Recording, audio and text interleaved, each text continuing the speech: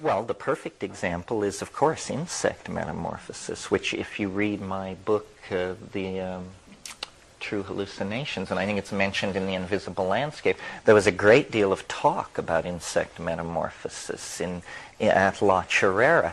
I've always, and I've never received a satisfactory answer to the question put to evolutionary biologists, how do you account for the metamorphosis of insects, where, like in the case of butterflies, hundreds, if not thousands of genes have to be coordinated perfectly to take a caterpillar, dissolve all its body tissue, and have it completely reconstruct itself as another kind of organism.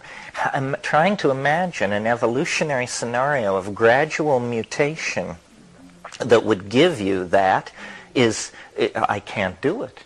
It must have happened largely instantaneously in a single massive rearrangement of hundreds and hundreds of genes. And we don't see that much in animal life. We see large-scale polyploidy in plants.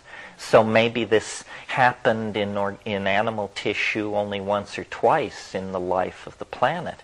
But it gave this insect adaptation, which is astonishing, And in a way, what we're doing is repeating that metamorphosis on a metaphorical as well as physical plane. I mean, we are rather like worms, and we have built a society that is somewhat, might ungenerously be described as a carrion pile. But there is apparently in us the capacity to evolve to this other form. And there is, as long as we're roving through exotic biological metaphors here, there is a phenomenon in biology called neoteny. Neoteny is the preservation of juvenile characteristics into adulthood. And we, as a primate species, exhibit advanced forms of neoteny. This is why we are hairless to adulthood.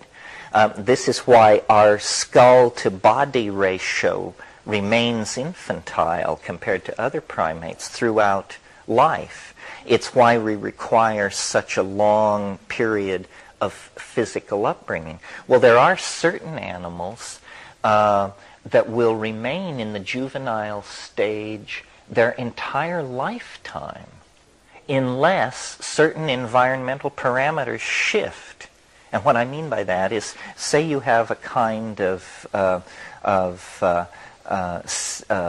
salamander.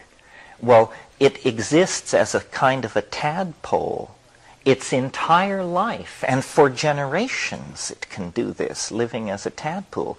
But if the pool dries up, the organisms in the pool at that time suddenly discover that they have the capacity to develop lungs and crawl out onto the land.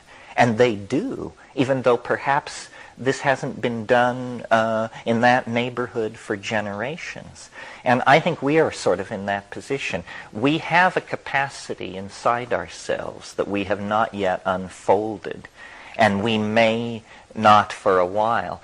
When things really get nutty, part of the getting nutty is that we will discover present in our human population all the time were mutants of certain types that had no evolutionary advantage as long as bourgeois society and Judeo-Christian ethics were in place.